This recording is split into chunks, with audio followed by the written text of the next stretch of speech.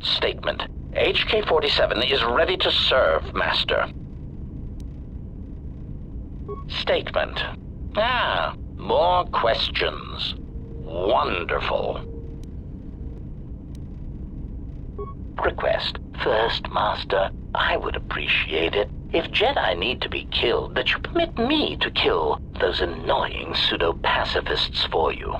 But if you are determined to do it yourself, then there are many techniques I would suggest. Recitation. First, weapon selection is critical. If I see one more idiot attacking a Jedi with a blaster pistol, then I'll kill them myself. Answer. Select grenades, sonic screamers, cluster rockets, and plasma charges. Mines are also effective, since many Jedi will run to meet you in hand-to-hand combat. Silly Jedi. Addendum. Gas attacks are effective if you can take the Jedi by surprise. Inhalation is less effective than ones that work on skin contact, as some Jedi seem to be able to hold their breath for long periods of time. Cautionary. Still, don't rely on it, since Jedi can fight off the effects. It just distracts them, leaving them open to another avenue of attack. Recitation. Do not forget to activate any energy shields you possess. Lightsabers, while powerful, have trouble penetrating most military-issue energy shields, provided they are energy shields and not those crude Mandalorian melee shields.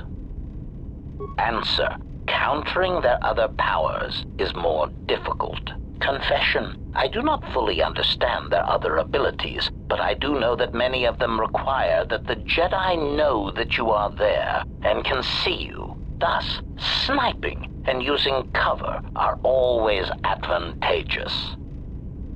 Evaluation. A technique that Revan used frequently was to attack a Jedi indirectly. This method only works if the Jedi is adhering to the self-destructive path of pacifism and sacrifice. Answer. Kill their allies or place them in jeopardy. Many Jedi will leave themselves exposed in order to protect another. That is why there are many less Jedi than there were a decade ago.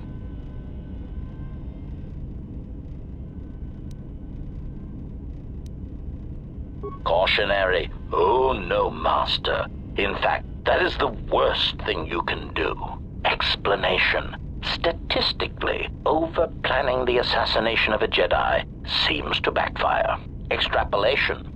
There are many theorists who claim Jedi can see the future, and I do not know if that is true, but it seems impulsive acts are more common to succeed than planned incidents.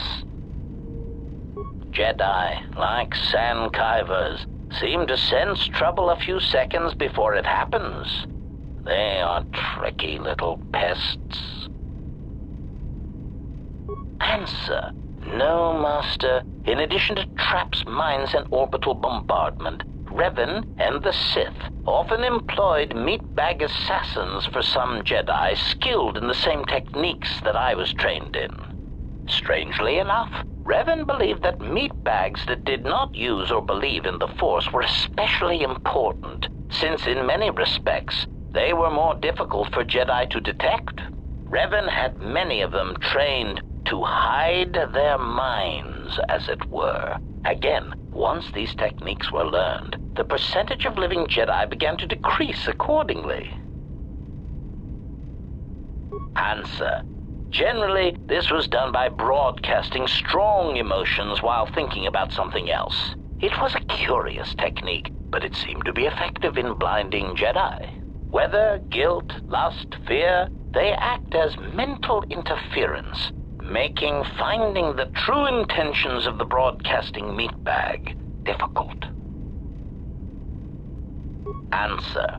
Obviously, a Force-sensitive broadcasting such emotions puts themselves at a risk of not using the Force properly, since to use it seems to require an inner calm that most meatbags do not possess.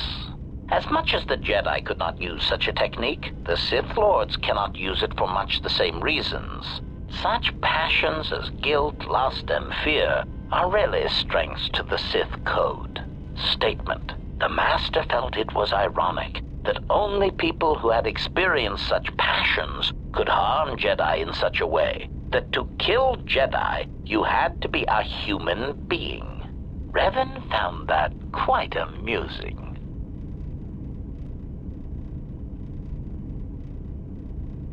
Answer. The odds of me being forced to use such techniques against you has decreased, Master. There are some methods I could describe if you wish.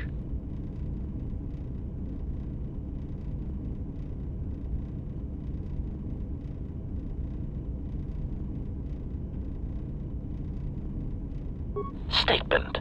Overwhelming odds is also a good tactic, Master. There are few Jedi that can long hold their ground against 100 attackers all firing at once, or being turned on by their own troops. But the most effective weapon against Jedi seems to be the erosion of the spirit.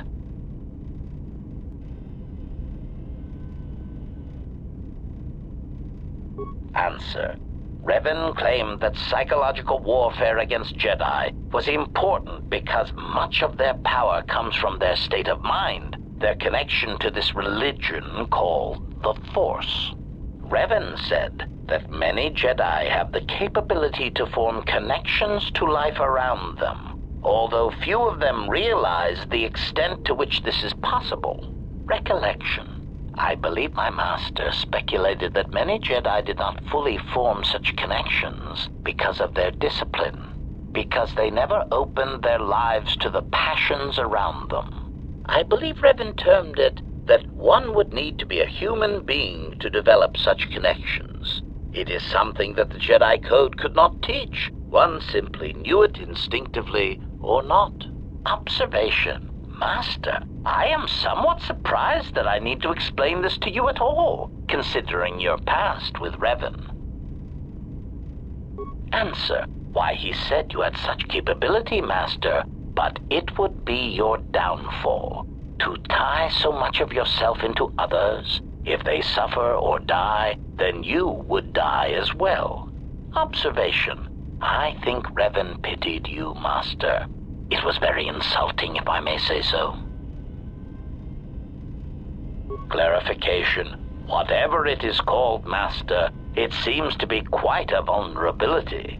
Revan even admitted as such. When a Jedi or any soldier suffers doubt, it weakens them. With the Jedi, however, it is more pronounced, since they are extreme examples. That is why Revan felt that Malachor 5 was so important. It was intended to be a conversion tool.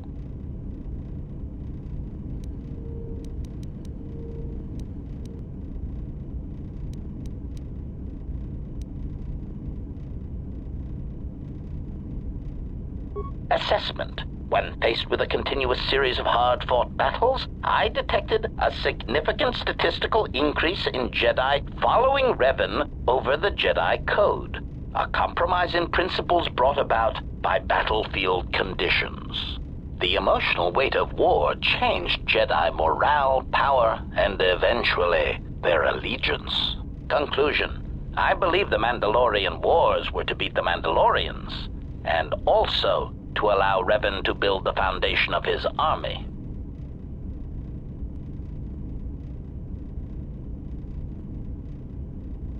But I am surprised you have not already arrived at this conclusion. Surely the loss of your troops and the Jedi who served under you at Malachor 5 had a detrimental effect upon you and your ties to the Force, and I suspect your desire to be around others ever again.